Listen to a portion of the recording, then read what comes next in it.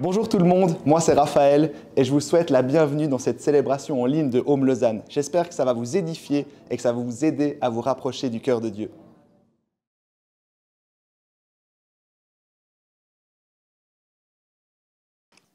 Vous êtes prêts pour la suite? On a allumé cette bougie et je pense que c'est l'âge qui fait ça. Mais alors que je vieillis, je suis de plus en plus sensible au sens de l'avant. Sans doute que plus jeune, je courais dans ma réalité, j'étais focus sur les cadeaux qui allaient arriver à la fin du mois. Et puis aujourd'hui, j'ai une toute autre relation à l'avant. Et je crois qu'on est assez d'accord de dire l'avant, c'est une période un peu magique. Si vous avez des enfants, ils vont vous le rappeler parce qu'il y a toutes ces lumières qui s'illuminent partout, il y a les décos. Alors toi, tu dis non, c'est nul, c'est consumérisme, tout ça. Mais les enfants, ils se disent waouh, c'est incroyable, il y a quelque chose qui se prépare ici. La musique, les lumières, les odeurs. Est-ce qu'il y en a qui aiment les odeurs de Noël ici? J'aime tellement les odeurs de Noël, une folie. Les marchés de Noël, les téléfilms, ça on aime moins. La période de l'Avent, c'est aussi tout le stress de l'organisation des nombreuses fêtes de fin d'année. Mais je crois que spirituellement, c'est une période pour se préparer aussi. Le théologien Dietrich Bonhoeffer va voir l'Avent comme une révolution spirituelle. Pour lui, le message de l'Avent est radical. Dieu agit, il agit même à contre-courant des attentes sociales. Il vient discrètement après un long silence et une attente qui se faisait pesante. Il vient... Mais la radicalité, c'est qu'il vient d'abord auprès d'une humble jeune femme peu connue. L'Avent, c'est donc la musique, c'est vrai, c'est donc les marchés, les lumières, mais c'est aussi la révolution de Dieu qui vient nous rejoindre. Dans la Bible, on trouve à 2 reprises, dans 2 des évangiles, le récit qui constitue ce qu'on appelle l'Avent. C'est rapporté dans des termes directs chez Matthieu et chez Luc. Chez Jean, c'est présent, mais c'est très symbolique. C'est plus difficile à l'identifier. Et puis chez Marc, ce n'est pas présent. Marc se concentre sur le ministère et la vie de Jésus. Il ne parle pas du tout de cette période et notamment de la naissance de Jésus. J'aimerais maintenant vous proposer de lire un texte dans l'évangile de Luc. Et pour ça, je vous invite à prendre vos Bibles. Je sais que vous êtes nombreux à être mes amis ici, d'avoir une Bible en papier. On vous aime fort. Prenez votre Bible vintage, ouvrez-la. Pour toutes les personnes qui sont plutôt dans le mode technologique, digital, prenez vos Bibles aussi. On va lire beaucoup de versets. Alors vraiment, ça va vous aider si vous prenez vos Bibles. On va aller dans Luc au chapitre 1 et on va lire les versets 26 à 55. C'est beaucoup de versets là. Luc 1, 26 à 55. Quand tu y es, tu peux dire « J'y suis ». Il faut que tu le dises pour que je l'entende, pas seulement pour ton voisin. Là, j'ai entendu quelqu'un qui murmure « J'y suis ». Merci, là, mais... C'est-à-dire, on veut y être ensemble. OK. Si jamais tu ne devais pas avoir de Bible, viens nous voir. On veut te faire un cadeau. C'est un livre qui change les vies. Et puis aussi, ce sera affiché en haut. Donc là, pour le moment, pas de stress. Luc 1, 26 à 55. Le 6e mois, l'ange Gabriel fut envoyé par Dieu dans une ville de Galilée appelée Nazareth, chez une vierge fiancée à un homme de la famille de David appelé Joseph. Le nom de cette vierge était Marie. L'ange entra chez elle et dit « Je te salue, toi à qui une grâce a été faite. Le Seigneur est avec toi, tu es bénie parmi les femmes. » Troublée par cette parole, Marie se demandait ce que pouvait signifier une telle salutation. L'ange lui dit « N'aie pas peur, Marie, car tu as trouvé grâce auprès de Dieu. Voici que tu seras enceinte. Tu mettras au monde un fils et tu lui donneras le nom de Jésus. Il sera grand et sera appelé fils du Très-Haut. Et le Seigneur Dieu lui donnera le trône de David, son ancêtre. Il régnera sur la famille de Jacob éternellement. Son règne n'aura pas de fin. » Marie dit à l'ange « Mais comment cela se fera-t-il puisque je n'ai pas de relation avec un homme ?» L'ange lui répondit « Le Saint-Esprit viendra sur toi et la puissance du Très-Haut te couvrira de son ombre. C'est pourquoi le saint enfant qui naîtra sera appelé fils de Dieu. Voici qu'Élisabeth, ta parente, est elle aussi devenue enceinte d'un fils dans sa vieillesse.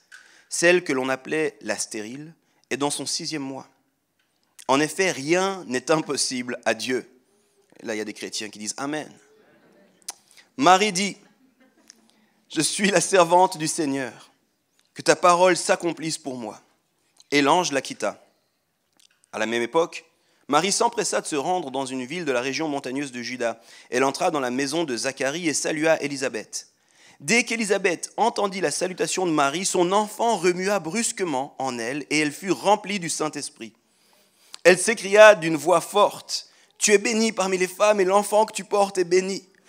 Comment m'est-il accordé que la mère de mon Seigneur vienne vers moi ? En effet, dès que j'ai entendu ta salutation, l'enfant a tressailli de joie en moi. Heureuse celle qui a cru, parce que ce qui lui a été dit de la part du Seigneur s'accomplira. » Tellement bon.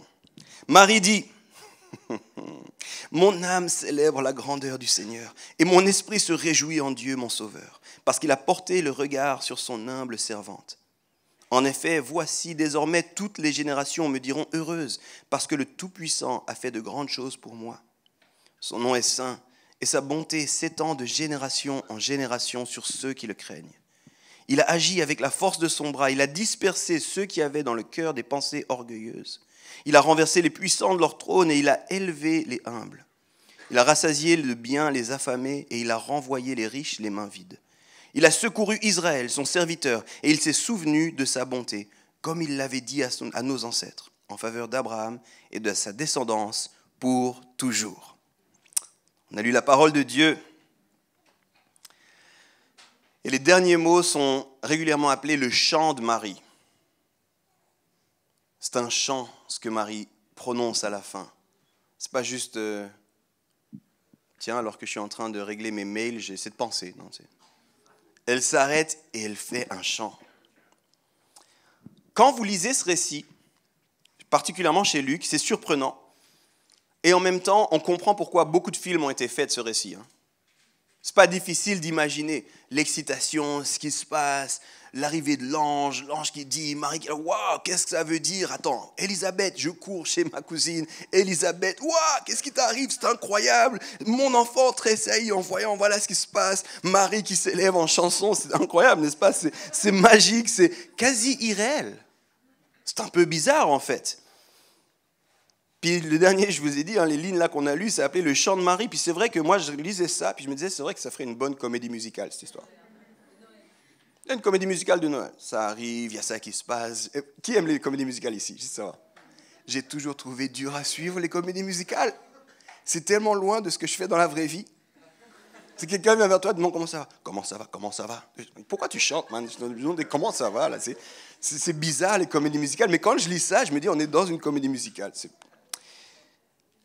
Et pourtant, je pense qu'on aurait tort de penser que c'est juste une chouette histoire, juste une allégorie, juste une pièce de musique, juste un chouette film. En fait, Luc, dans son récit, veut vraiment démontrer que ce qu'il raconte est historiquement vrai.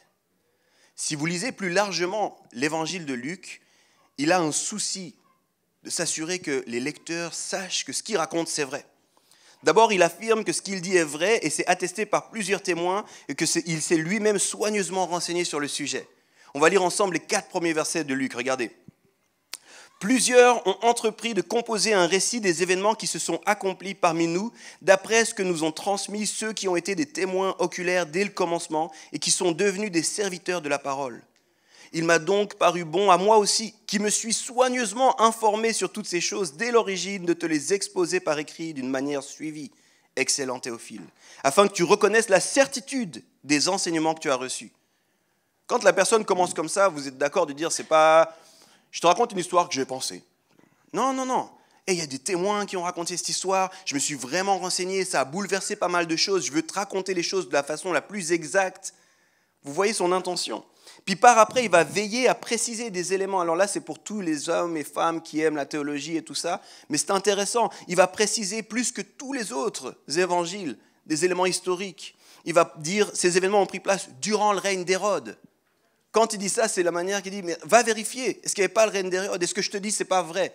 C'est comme un indice qu'il donne ici. Après, il va dire, au moment, à cette époque, parut un édit de l'empereur Auguste. Une autre information, c'est comme si toi, tu racontes une histoire, puis tu mets une date à cette histoire. Tu ne dis pas juste, c'est une belle histoire, dans l'absolu. Non, non, il dit, ça s'est vraiment passé, cette histoire. Donc, ce n'est pas un conte de fées, ce n'est pas une belle histoire, c'est une histoire vraie et une histoire importante. J'ai lu un sermon de Dietrich Bonhoeffer sur cette histoire et ça m'a bouleversé.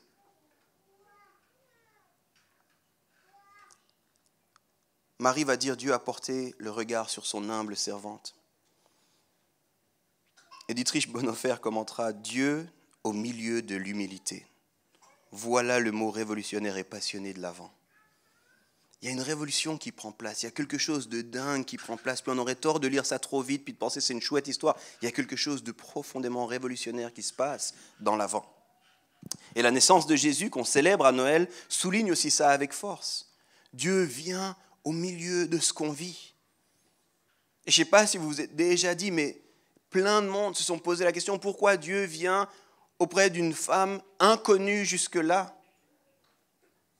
On ne nous dit rien, elle est humble, elle n'a pas... Pourquoi est-ce que Dieu ne vient pas au milieu d'un grand palais pour que tout le monde fasse du bruit et que tout le monde sache? Pourquoi est-ce qu'il naît dans une étable alors qu'il pourrait naître dans le plus beau des lieux? Je pense que pour beaucoup de monde, ça devrait être une bonne nouvelle. Dieu vient au milieu des humbles. Alors j'aimerais qu'on se plonge ce matin sur ce chant de Marie, puis vous allez voir, semaine prochaine, on sera aussi sur ce chant de Marie avec un autre angle d'approche. Parce que je crois que l'Avent est une merveilleuse nouvelle. Puis je crois que c'est l'occasion pour nous de nous rappeler la bonté de Dieu qui vient jusqu'à nous. L'Avent, c'est l'occasion de se rappeler la folie de ce que les théologiens ont appelé l'incarnation. Et j'aimerais qu'on ralentisse, puis que pendant un instant, on se laisse surprendre par Dieu. Et pour ça, je vais faire avec vous un message avec 5 points. Et chacun de ces points, vous verrez, ils sont orientés sur Dieu. Chacun de ces points, il nous parle de Dieu. Puis j'aimerais que vous puissiez les accueillir un cœur ouvert. Seigneur, qu'est-ce que tu veux me dire au travers de ça pour moi aujourd'hui? Pour ça, je vais relire uniquement le chant de Marie, les derniers versets qu'on a lus. Ça dit « Mon âme célèbre la grandeur du Seigneur et mon esprit se réjouit en Dieu, mon Sauveur, parce qu'il a porté le regard sur son humble servante.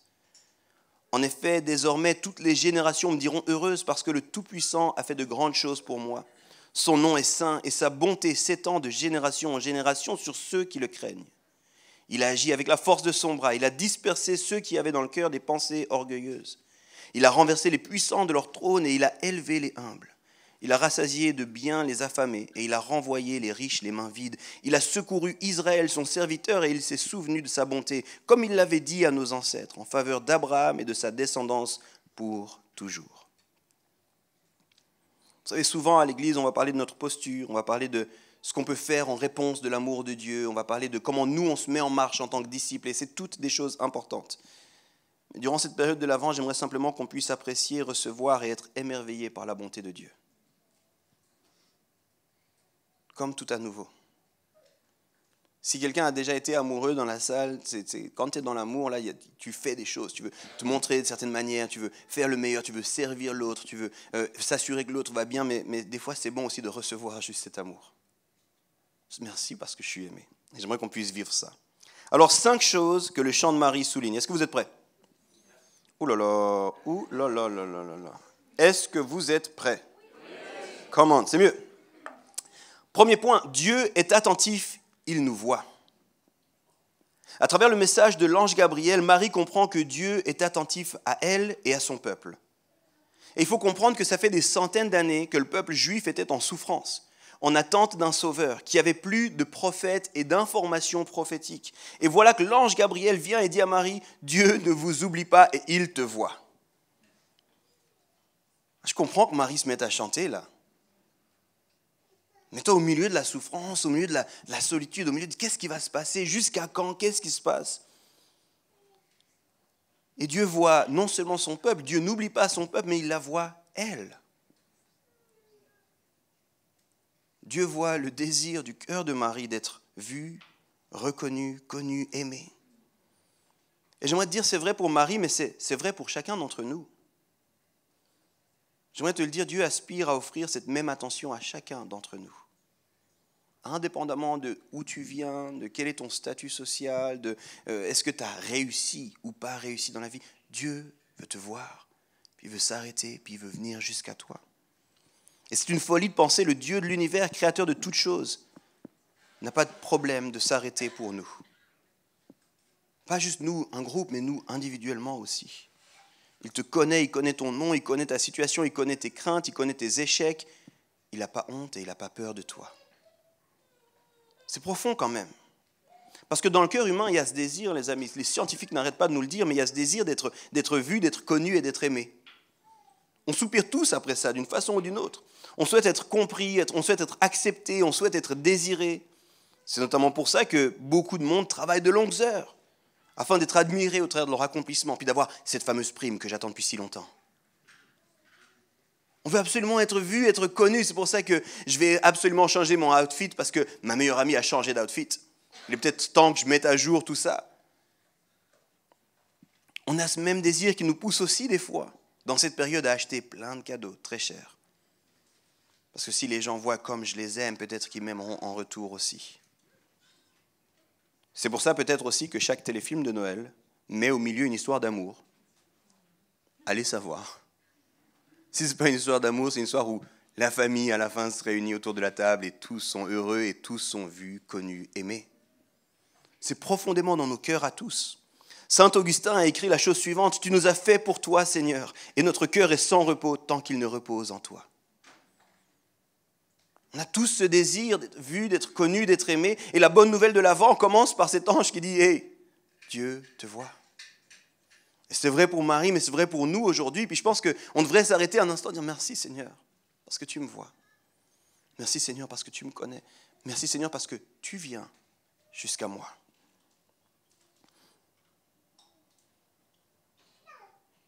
On a beau chercher, essayer de mériter, de prouver, d'essayer encore la bonne nouvelle, c'est notamment que Dieu nous voit. Mon deuxième point, c'est, dans le chant de Marie, encore une fois, que Dieu est saint. C'est important, ça. Marie continue son chant, puis elle reconnaît que Dieu est saint. En d'autres termes, en hébreu, c'est kadosh, et puis c'est compliqué à comprendre, cette notion, c'est très large, mais ça veut dire que Dieu est entièrement pur, que Dieu est sans péché, que Dieu est d'une bonté parfaite. Il est mis à part, il est saint. Il est tout autre, on pourrait dire aussi. Tout autre de tout ce qu'on pourrait jamais connaître. Tout ce qu'on connaît est fini, tout ce qu'on connaît est perfectible d'une certaine façon. Ce n'est pas le cas de Dieu. Saint, c'est un mot qu'on utilise souvent à l'Église, mais qu'on a vraiment de la peine à profondément appréhender. Parce que précisément, on ne connaît rien de saint, on n'expérimente rien de saint dans notre quotidien. Saint, ça signifie que c'est différent de tout ce qu'on peut connaître, parfait en tout point, qu'il n'y a pas de doute, qu'il n'y a pas de changement, qu'il n'y a pas de mauvaise surprise. Il est à 100% parfait. Alors maintenant, je pense qu'on arrive face à un problème, si vous me suivez. Parce que Dieu nous voit, il nous connaît, il vient jusqu'à nous, il sait où on en est, il sait tout de nous. Là, on se dit, waouh, j'ai ce désir-là. Mais si je sais que Dieu est saint, qu'il est parfait, qu'il est sans tache, qu'il est tout à fait différent de tout ce que je connais, je pense que ça me met un petit peu nerveux là. Qu'est-ce qu'il va penser de moi alors, ce Dieu-là? Qu'est-ce qu'il va croire de moi? Si Dieu me voit, si Dieu me connaît, s'il est à 100% parfait, je ne suis pas sûr que j'aimerais ça. Réfléchis avec moi un instant, lève surtout pas la main s'il te plaît, mais si tes proches pouvaient connaître la moitié de tes pensées, est-ce que tu es sûr qu'ils resteraient tes proches? Moi, je te le dis pour moi, d'accord, mais moi, je lève la main là. Je suis sûr que plein de gens fuiraient. Dans ma tête, c'est un peu le chaos des fois. Dans ma tête, même moi, des fois, j'ai honte de ce que je trouve moi dans ma tête. Dans ma tête, je pense à des trucs, je me dis, comment tu arrives à penser à ça? T'es fou, toi, quand même? Je suis peut-être le seul, d'accord? Levez pas la main, je vous ai demandé de ne pas lever la main, mais ça, c'est moi. Si les gens savaient l'entièreté de mes pensées, ce serait peut-être flippant. Donc de penser qu'un Dieu qui est saint me connaît, ça pourrait être flippant. Mais ici, c'est magnifique, parce que cette sainteté ne l'éloigne pas de nous. Au contraire, elle s'exprime dans sa miséricorde envers ceux qui le craignent. Et ça, c'est mon troisième point. Dieu est miséricordieux. Et ça vient solutionner cette tension du deuxième point. Il est à la fois pleinement conscient de nos faiblesses et infiniment gracieux envers nous. De la même façon qu'il sait tout,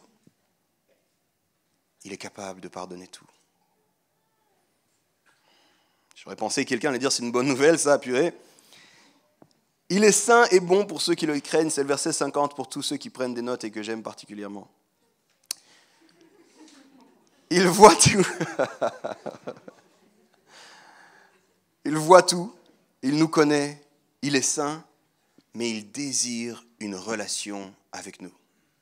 C'est pas de la folie, ça? C'est pas de la folie, cette histoire?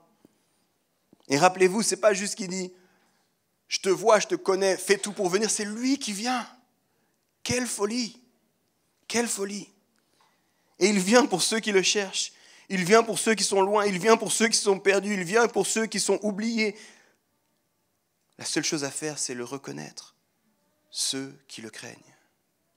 Et ce n'est pas le craindre ici, en avoir peur et flipper de lui. C'est reconnaître qui il est. Tous ceux qui le reconnaissent, il est là. Je suis trop content d'être avec toi. Et ça devrait susciter quelque chose en nous. Il y a plein d'exemples dans la Bible qui sont là, mais attends. Si toi, qui es saint, qui es parfait, tu veux venir avec moi, je ne suis pas digne de ça. Puis Dieu dit, t'en fais pas, je m'occupe de ça. C'est moi qui viens et qui veux être avec toi. Je crois que si on réalise cela, c'est une excellente nouvelle. Parce qu'étant donné qu'il nous connaît et nous voit, son amour n'est pas faux. Ça a été trop vite, vous n'avez pas compris. Des fois, c'est ça quand je lis mes notes. Dieu est saint, Dieu est parfait. Il nous connaît dans l'entièreté, même dans les pires de nos choses. Puis il vient vers nous. Ça devrait nous faire peur, mais parce qu'il est miséricordieux, ça doit nous rassurer. Parce que ça veut dire que son amour est 100% véritable aussi. Non, ici, ils n'ont pas compris. Dieu n'aime pas tes photos Instagram. Dieu n'aime pas la meilleure version de toi. Dieu n'aime pas seulement les bonnes choses que tu lui montres, il t'aime dans l'entièreté. Il t'aime malgré tout ce que toi, t'aimerais jamais mettre sur Instagram. Il t'aime malgré les masques que tu mets. Il dit, je vois en dessous de ce masque et je t'aime toujours. Et ça, les amis, c'est une merveilleuse nouvelle. Au début, ça fait flipper, mais parce qu'il est miséricordieux, c'est rassurant. C'est un amour qui vient jusqu'au plus profond de qui on est. Étant donné qu'il nous connaît et nous voit, son amour n'est pas faux. Son amour n'est pas basé sur les faux semblants. Son amour n'est pas basé sur le fait de « je dois continuer à performer au cas où ». Je peux vous raconter une petite histoire de ma vie à moi avec Janet? Merci pour les 3 qui ont dit oui, les autres, tant pis, vous allez devoir supporter. Je m'adresse, on est là, on est les 3, vous et moi. Quand j'ai rencontré Janet, j'ai rencontré la meilleure, la plus belle, et puis rapidement on s'est mis en couple, et puis je voulais lui montrer que la meilleure version de moi. Et ne me juge pas. La plupart des gens, c'est ce qu'ils font au début des relations. Ils montrent leur meilleur côté, ils s'apprêtent à chaque rendez-vous, ils se préparent. S'ils se voient par hasard, tu sais, croisés comme ça, tu dis, mince, j'aurais voulu mieux me préparer pour te voir, tout ça. Puis alors qu'on cheminait, puis j'avais mon lot de bagages dans mon histoire. Puis il y avait un certain bagage, je ne voulais surtout pas lui en parler. Parce que j'avais peur que si je lui en parle, je ne suis pas sûr qu'il continue à m'aimer. Peut-être que je suis le seul à avoir vécu ça. Mon petit truc, ma petite pensée à moi, il y en a peut-être d'autres qui ont vécu ça. Puis du coup, on est rendu à un stade, la relation devient sérieuse, puis Dieu en moi, par son Saint-Esprit, fait quelque chose qui me dit, Yves, tu dois lui dire. Tu dois lui dire. Tu dois lui dire. Et j'étais là, mais à chaque instant que je passe avec elle, je flippe un peu plus de lui dire. Parce qu'on s'attache de plus en plus, mais si elle sait ça, est-ce qu'elle va rester là? Et c'était très dur pour moi. Puis vraiment convaincu par le Saint-Esprit, ça a été une des périodes extrêmement difficiles pour moi. Parce qu'il y avait 2 choses qui allaient se passer. J'allais devoir lui dire, ce qui était en soi déjà difficile, mais j'allais devoir faire face au fait que je ne lui avais pas dit jusque-là. C'est un autre défi. Pourquoi on n'en a pas parlé avant de cette histoire? Pourquoi est-ce qu'on a commencé notre relation? Sur quoi est-ce qu'on a commencé notre relation? Et je savais que ça allait ouvrir un 3e défi. Il fallait qu'elle puisse continuer à me faire confiance. Et il faut comprendre que là, c'est pour ça que je dis que c'était vraiment un temps de tension dans mon cœur. C'est une tension extrême. Puis à un moment, je lui ai dit, écoute, je ne peux pas continuer là. Alors qu'on était vraiment bien engagés, qu'en apparence, on avait passé certaines vagues et tout ça, puis on était comme, ok, on est parti sur les bonnes trajectoires, ça va aller. Et ça commençait à devenir vraiment dur et pesant pour moi, et je lui ai parlé de ça. Et on est passé par des nouvelles vagues que j'aurais voulu éviter. Puis on a dû passer par une nouvelle saison pour reconstruire, pour retravailler, notamment sur la confiance, mais notamment sur toutes ces choses aussi que maintenant je mettais à la lumière. Quand je préparais ce message, je me suis dit, c'est une folie de se dire, Dieu nous aime pour l'entièreté de ce qu'on est. Même si toi, tu viens vers lui qu'avec tes masques, Dieu il t'aime, il dit, tu sais quoi, je t'aime même en dessous des masques. Même ce que tu veux dire à personne, moi je le sais. Mais parce que je suis miséricordieux, et parce que tu me reconnais comme Dieu, je t'aime quand même. Et je crois que ça doit être une merveilleuse nouvelle.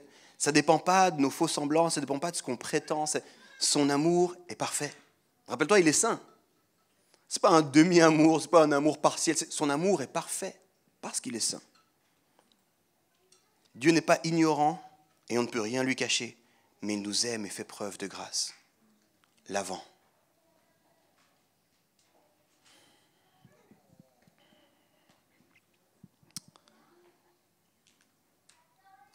Je ne sais pas si vous réalisez que c'est très différent de l'image du Père Noël qu'on voit un peu partout ces temps.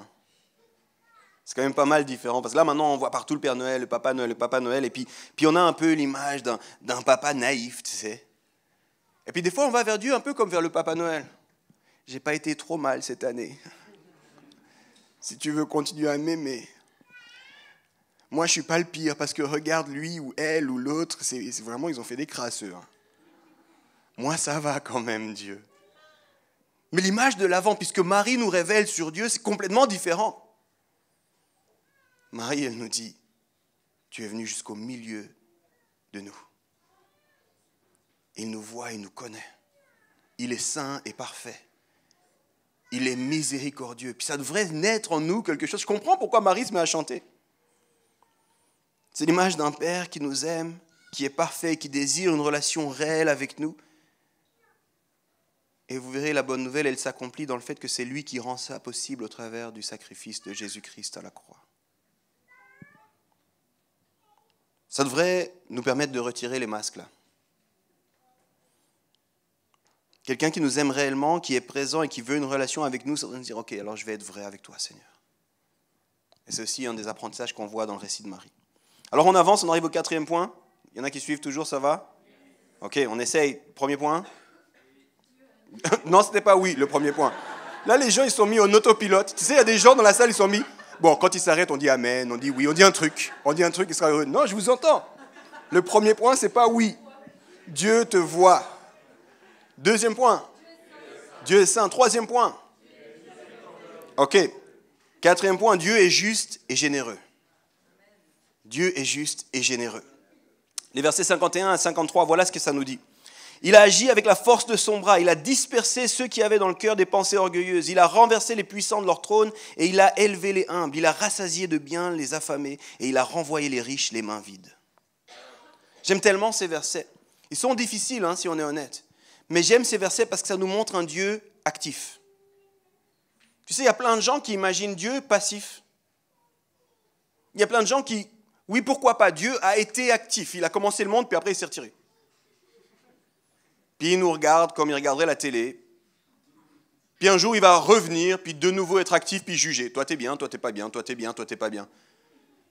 Mais souvent, on a cette image de Dieu, alors que là, Marie, elle nous dit tout autre chose.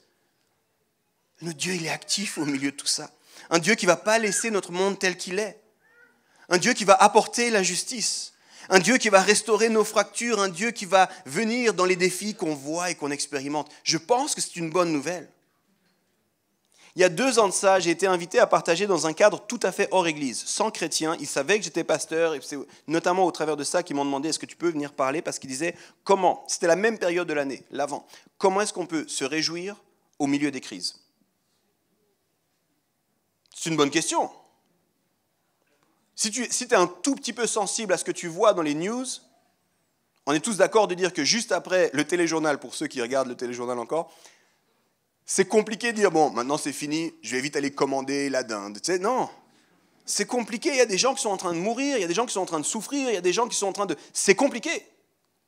Cette semaine, j'en parlais avec Philippe juste avant, cette semaine, j'ai appris le décès de 5 personnes. En une semaine.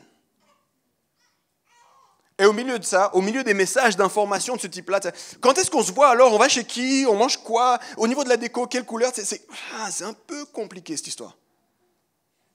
Je ne sais pas trop. Puis il y en a plein qui disent, j'ai plus le goût de célébrer là. Avec tout ce qui se passe, c'est quoi? C'est fini, j'en ai fini. Et en fait, alors que je préparais ce que j'allais partager avec eux, je me suis rendu compte que si je ne connais pas Dieu, c'est vraiment un exercice difficile. Si je n'ai pas de relation avec Dieu, célébrer et me réjouir au milieu de ce qu'on vit, c'est difficile. En d'autres termes, parce qu'il y en a qui n'ont pas compris, Noël sans Dieu, là, c'est très compliqué. Si tu enlèves Dieu de l'équation de Noël, là, c'est difficile de comprendre pourquoi c'est beau. Et il suffit de voir, hein, les crises écologiques, et les gens font « on fait un marché de Noël » et tu as tout un groupe de la population qui dit « mais vous êtes fous les gars ? Vous voulez vous arrêter et faire semblant que tout va bien ?» On rigole. Les chants de Noël, vous êtes fous. Les cadeaux, le consumérisme, c'est les réactions normales. Si tu enlèves Dieu, il n'y a aucune raison de se réjouir. Noël sans Dieu, c'est compliqué. Alors, c'est quoi la solution? Est-ce que j'arrête? Est-ce que je fais semblant? Puis je crois que là encore, le récit de l'Avent dans la Bible nous donne une clé.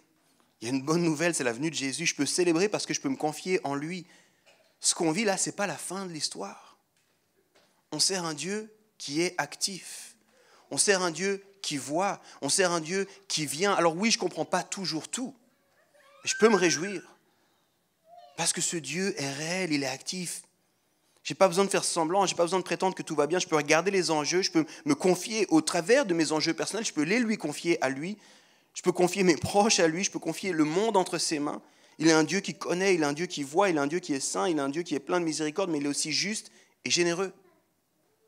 La pasteur Suzy Silk l'exprime ainsi, c'est un amour qui est à l'action et qui souhaite réparer le monde entier. Dieu ne va pas laisser le monde brisé et déchiré pour toujours. C'est une bonne nouvelle, les amis. Ce n'est pas la fin de l'histoire. C'est un amour qui est actif, qui est en mouvement vers ceux qui sont dans le besoin. Et c'est difficile de se réjouir, il y a tant de gens dans le besoin. Ouais, mais aide ces gens, tends une main, mais rappelle-toi qu'un jour, ça va se finir. On a un privilège énorme, c'est d'avoir la suite du récit. Ce n'est pas juste l'avant. Et quand tu lis dans l'Apocalypse, il séchera les larmes. Ce sera fini la souffrance. Du coup, je me réjouis, il y a un temps meilleur qui vient.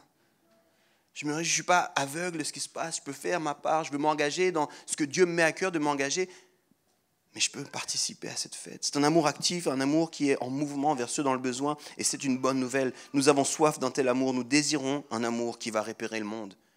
Et là, encore une fois, indépendamment de ce que tu crois, c'est une vérité quasi universelle aujourd'hui.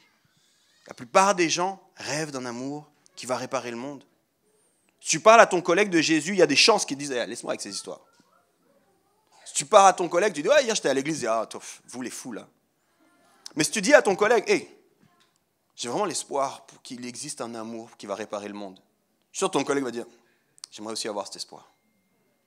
S'il est honnête avec toi, il dit j'aimerais aussi avoir cet espoir. Peut-être il va dire j'y croyais, mais je ne sais pas si je peux encore y croire. Je ne sais pas si j'ose encore y croire. La bonne nouvelle de Jésus, les amis, c'est qu'il est aussi actif. Noël, ce n'est pas une saison pour se cacher derrière les cadeaux en faisant semblant que tout va bien. Ce n'est pas un temps où on veut faire la politique de l'autruche. Ce n'est pas une saison où on doit nous interdire, absolument, surtout pas de cadeaux. Pense à tous ceux qui n'ont pas de cadeaux. Ce n'est pas un moment où on doit boycotter la fête parce que de toute façon, ce n'est qu'une incitation à la consommation. Non, je crois qu'on peut se réjouir. Parce que c'est en fait la merveilleuse nouvelle que Dieu nous voit, qui vient jusqu'à nous, qu'il est saint mais qui fait preuve de miséricorde et qu'il aspire à la restauration complète de sa création. Et si je sais ça, c'est possible de me réjouir malgré les enjeux autour de moi. Il nous reste encore 6 points, vous êtes prêts? Je rigole, je voulais voir si vous suivez, mais c'est bon. Vous êtes mes amis, vous. Là, j'ai décidé, là, vous et moi, on commence, après des années, à travailler avec l'Église. J'en ai 4 qui ont compris qu'on pouvait interagir. J'aime ça. Mon dernier point, vous pouvez rattraper le groupe les autres, vous en faites pas. Ce n'est pas exclusif. Venez aussi. Dieu est fidèle. Dieu est fidèle. C'est les derniers mots du chant de Marie. Il tient toujours ses promesses. Et je pense que si tu es honnête, toutes les personnes qui vivent ou qui désirent de l'amour, c'est une des premières choses qu'ils désirent, la fidélité. Je veux un amour, mais j'aimerais qu'il soit fidèle. Je n'aimerais pas un amour partiel, je n'aimerais pas un amour intense, puis un amour qui disparaît, j'aimerais un amour qui soit fidèle. Et Marie, qui est une inconnue, elle connaît, elle, par contre, les promesses de Dieu. Elle connaît l'Ancien Testament. Elle connaît ce qu'on appellera l'attente messianique. Et quand elle a cette nouvelle, elle dit, Dieu est fidèle. Il ne nous a pas oubliés. Elle ne maîtrisait pas le timing. Elle n'avait pas l'agenda sous les yeux. Mais quand il y a la nouvelle qui arrive, elle dit, c'est mon Dieu celui-là. C'est celui qui se rappelle ce qu'il nous a promis. C'est celui qui vient. Et je pense qu'on est beaucoup ici à pouvoir dire, si on est honnête, qu'on a été des fois déçus. Déçus par les autres, sans doute aussi déçus par Dieu aussi. Peut-être c'est que moi. Mais il y a des sujets où je suis là, Seigneur, mais je voulais que tu interviennes. Je voulais une autre issue à ce qui se passe là. Je savais que tu étais capable de faire autre chose. Pourquoi tu ne l'as pas fait? Mais Noël, c'est aussi le rappel que Dieu est fidèle. Et moi, j'essaie souvent de me mettre dans les baskets des gens de l'époque. Puis je me dis, 400 ans d'attente, c'est sérieux. C'est le silence entre les derniers livres des prophètes et puis l'arrivée de Jésus. On estime à 400 ans. C'est plus que ta vie, là. Je parle aux plus jeunes parce que les plus jeunes, ils pensent qu'ils sont éternels. Tu ne seras pas éternel. Et ça demandera des descendances, là. C'est pas que ta vie. Et des fois, le timing de Dieu, il va au-delà de nous. Je suis sûr que plusieurs d'entre vous, vous connaissez ces récits de personnes qui disaient « J'ai donné ma vie à Dieu ». C'est incroyable, c'est la réponse des prières de ma grand-mère, j'aurais aimé qu'elle soit là. Mais elle a prié pour moi toute sa vie. Puis j'étais rebelle toute sa vie, puis au travers de une ou deux autres rencontres, en un coup, j'ai compris. Mais c'est la prière de Dieu qui nous précède. Puis des fois, on ne va pas voir les accomplissements des choses qu'on aurait voulu. Mais ça ne change pas le fait que Dieu est fidèle. Et puis ceux d'après pourront dire « Il est vraiment fidèle. Il est vraiment fidèle. » Et Noël, c'est aussi ce moment-là. Puis moi, je m'inclus dans l'autre personne qui, à bien des égards, on attend sans doute quelque chose de Dieu, encore maintenant. Mais quand je me prépare dans l'avant, je me rappelle aussi, Dieu, t'es fidèle. Tu as été fidèle. Et si tu es saint, la Bible nous dit aussi que tu ne changes pas, tu seras fidèle. Puis j'abandonne peut-être mon agenda un petit peu. Puis je dis, je te fais confiance, Seigneur, parce que tu es fidèle. Les musiciens, vous pouvez revenir. Je vous le disais en introduction, puis on va chanter maintenant la bonté de Dieu, mais on parle souvent de tout ce qu'on peut faire en tant que disciple, de tout ce qu'on devrait faire en réponse à cet amour. Et encore une fois, entendez-moi, je crois que cette invitation, c'est aussi une invitation à nous mettre en route. Mais j'aimerais que pendant un instant qu'on s'arrête, et puis c'est pour ça que tous mes points commençaient par le même mot, Dieu. Dieu, fixe tes regards sur Dieu. C'est l'avant, fixe tes regards sur Dieu. Regarde à Dieu. Regarde qui est Dieu. Et prépare-toi à l'accueillir dans cette période de l'Avent. C'est Dieu qui initie le mouvement, on est invité à le suivre. Mais dans cette période, je voulais qu'on puisse se reposer sur la bonté de Dieu et sur tout ce que lui a fait, continue de faire et fera par amour. J'aimerais qu'on puisse être un instant en disant merci Seigneur pour tout ce que tu as fait. C'est la période de l'Avent. Puis je vais me rappeler ce que tu as fait pour le monde, ce que tu as fait pour moi dans ma vie, pour ma famille. Puis je veux croire que parce que tu es saint, tu le feras encore. Puis au-delà de moi, malgré moi, tu le feras encore après moi. Tu es bon, Seigneur. J'aimerais que ça puisse nous accompagner au milieu des chants de Noël, des décorations, des odeurs, des apéros, de la logistique, de tout ça. On puisse prendre le temps de dire, Seigneur, tu es tellement bon en fait. Tu es tellement bon. On puisse élever des prières qui sont aussi belles que le chant de Marie. Qu'on puisse se réjouir comme elle, en se rappelant qu'il a, un, porté les regards sur nous, deux, que son nom est saint, trois, qu'il est miséricordieux, il étend sa bonté sur ceux qui le craignent, quatre, il agit avec force, il rassasie ceux dans le besoin, et cinq, il est fidèle, et lui-même se souvient de sa bonté. Alors avant qu'on chante, j'aimerais prendre un instant puis t'inviter à fermer les yeux et faire une prière audacieuse. Tu vas la faire dans ta tête, dans ton cœur, mais tu vas dire, Saint-Esprit, qu'est-ce que tu veux me dire ce matin? Puis j'aimerais vraiment inviter tout le monde, indépendamment, même si tu ne crois pas en Dieu, tu peux dire, Dieu, si tu existes, qu'est-ce que tu veux me dire ce matin?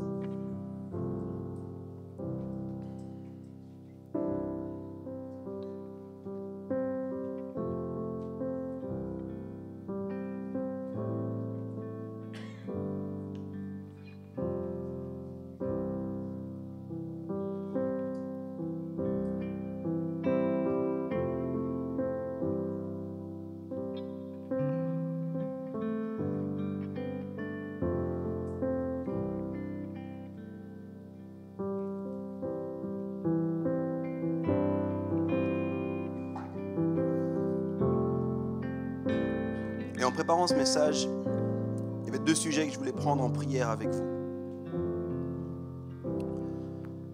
Le premier sujet, c'est alors qu'on s'est concentré sur tout le sens de l'Avent, une bonne partie du sens de l'Avent au travers de ce chant de Marie,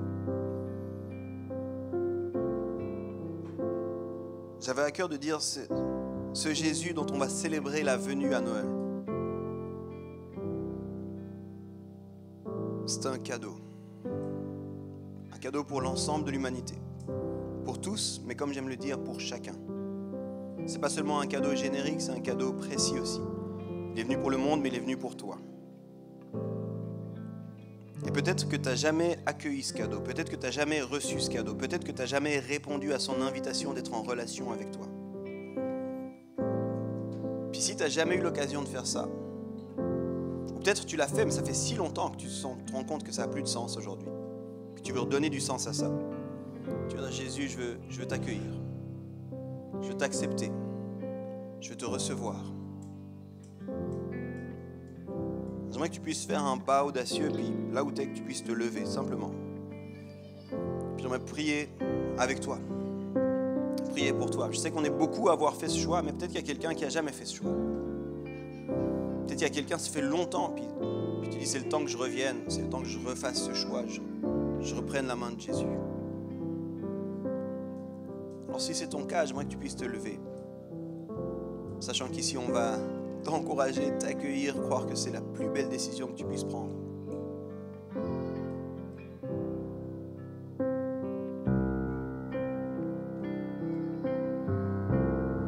J'aimerais te rappeler que c'est lui qui vient jusqu'à toi. Tu n'as pas besoin de faire quelque chose pour ça, si ce n'est le recevoir et l'accepter.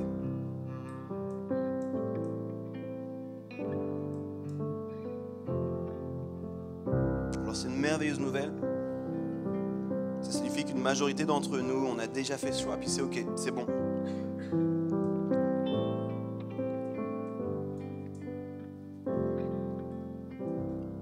J'aimerais maintenant prier pour tous ceux qui disent j'avais besoin de ce rappel. J'avais besoin de ce rappel que Dieu est bon en fait. J'avais besoin de ce rappel que ce n'est pas seulement à propos de ce que moi je dois faire, ce que moi je devrais faire, mais de tout ce que lui a fait pour moi. J'avais besoin de ce rappel qui me voit, qui me connaît.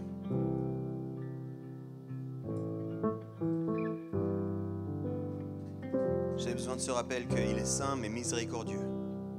J'étais dans la crainte de Dieu, pas dans la sainte crainte de Dieu, mais dans la peur de Dieu. J'avais peur de venir vers lui, j'osais plus venir vers lui, puis ce matin je me rappelle que je peux venir vers lui. J'avais besoin de ce rappel qu'il est fidèle, indépendamment de mon agenda. Mais si c'est ton cas, si tu dis, mais j'avais besoin de ce rappel ce matin, est-ce que tu es d'accord de te lever? J'aimerais prier pour toi. Regarde pas autour de toi.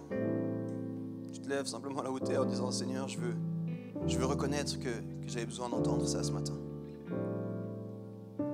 Ça va changer ma façon de préparer cet avant, ça va changer ma façon d'appréhender ces périodes. Seigneur, j'avais besoin de ça. J'ai juste besoin de ça, besoin de toi. Puis c'est doux. Je ne te demande pas de te lever pour te mettre sous le spotlight, mais pour prier spécifiquement pour toi.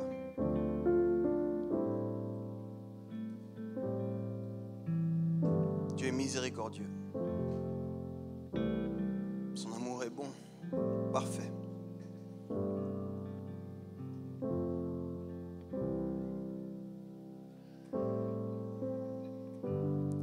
S'il y a quelqu'un qui dit, Seigneur, j'avais besoin d'entendre ça, parce que ma prière, elle sera aussi dirigée pour toute cette période de l'Avent, justement. C'est pas juste pour ce matin, c'est pour ce que ça va faire dans vos cœurs et activer pour cette période de l'Avent. Je donne encore un peu de temps dans la douceur, mais si tu veux dire, prie pour moi, Yves. J'ai vraiment besoin d'entendre ça ce matin. Ça peut être un des points en particulier.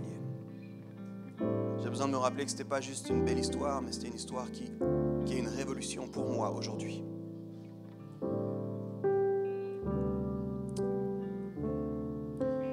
Je vais maintenant prier pour toutes les personnes qui sont levées.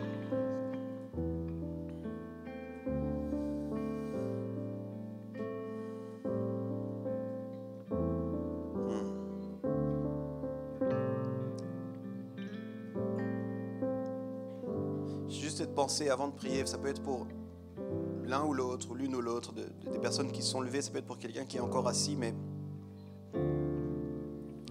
il y a quelqu'un en ce moment dans ton cœur, sa bataille. Ça peut être plusieurs personnes, sa bataille dans ton cœur. Tu dis, si Dieu me connaît vraiment, c'est pas possible qu'il m'aime. Il y a une bataille dans ton cœur. Si Dieu me connaît vraiment, c'est pas possible qu'il m'aime. Je vais te dire que Dieu veut te faire une embrassade de papa, là. Il veut te prendre dans les bras comme un papa. Et quand il fait ça, en fait, ce qu'il veut te murmurer à l'oreille, c'est dire, je t'aime et tu as aussi le droit de t'aimer.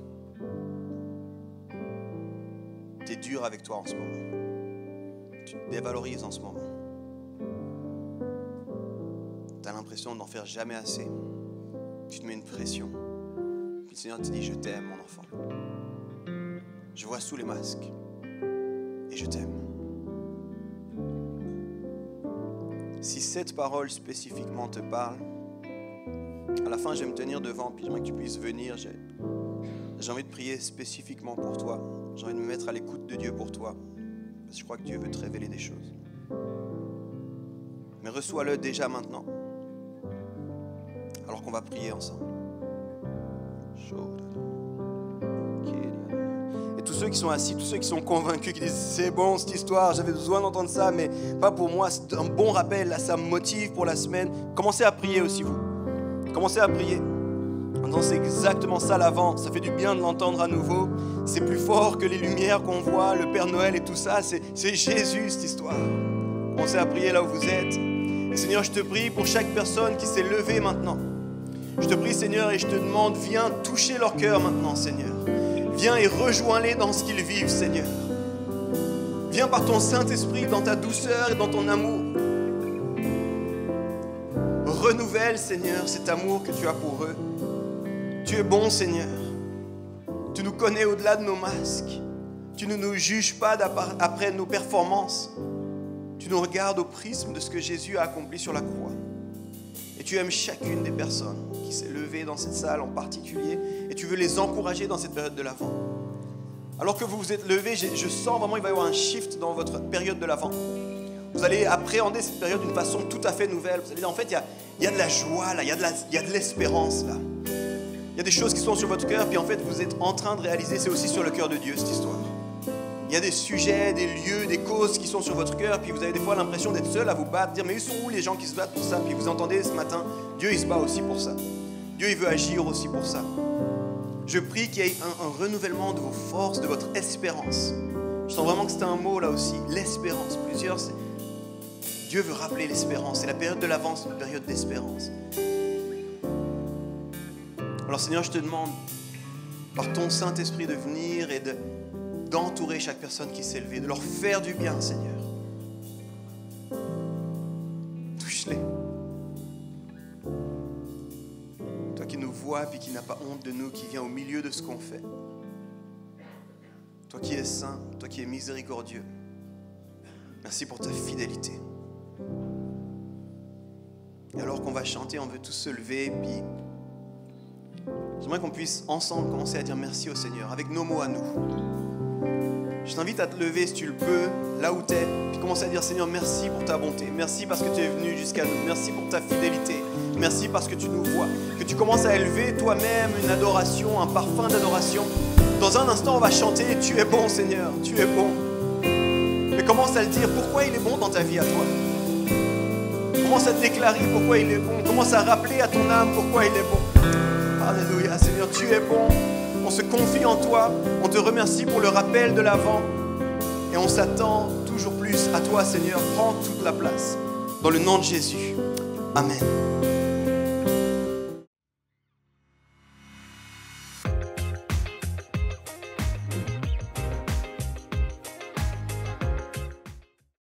On arrive à la fin de cette célébration en ligne, j'espère que ça vous a plu. Vous pouvez retrouver toutes les vidéos et les séries sur notre chaîne YouTube.